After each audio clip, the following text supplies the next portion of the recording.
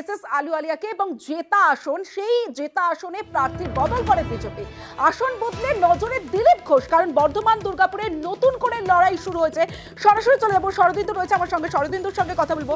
শরদিন্দু, একটা বিষয় যে প্রথম থেকেই দিলীপ ঘোষকে একটা প্রশ্নের মুখোমুখি হতে হয়েছিল যে মেদিনীপুর কেন্দ্র ছেড়ে কেন বর্ধমান দুর্গাপুর কেন্দ্রে, এবং দিলীপ ঘোষের যে প্রশ্নের উত্তর, সেই উত্তরে কি সন্তুষ্ট বর্ধমান দুর্গাপুরের মানুষ?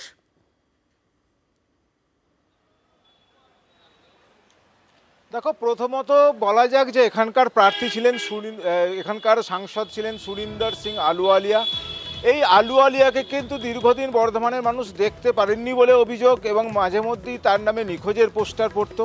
তাই জেতা প্রার্থীকে যখন সরিয়ে অন্য প্রার্থীকে দেওয়া হচ্ছে মানেই একটা কিন্তু সেই প্রার্থীর কাছে প্রশ্নবান আসবেই। তেমন সেই প্রশ্নবান কিন্তু ফেস করতে হয়েছে দিলীপ ঘোষকেও, কারণ কেন জয়ী সাংসদকে সরিয়ে তাকে প্রার্থী করা হলো, এই প্রশ্নের মুখে বারবারই পড়তে হয়েছে। তবে দিলীপ ঘোষ তিনি তার ছন্দে খেলেন।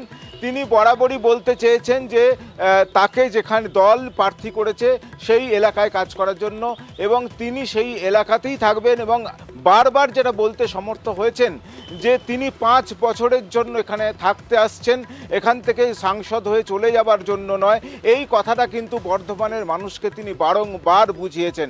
স্বাভাবিকভাবেই বর্ধমানের বাসিন্দারা কিন্তু দেখে নিচ্ছেন প্রার্থীদের, কারণ বিপক্ষ প্রার্থী তৃণমূল কংগ্রেস প্রার্থী কীর্তি আজাদ, তিনিও বিশ্বকাপ জয়ী দলের ক্রিকেটার। স্বাভাবিকভাবেই তৃণমূল কংগ্রেস তাদের এই হারা আসন ফিরে পেতে তারাও কিন্তু মরিয়া, ফলে তারাও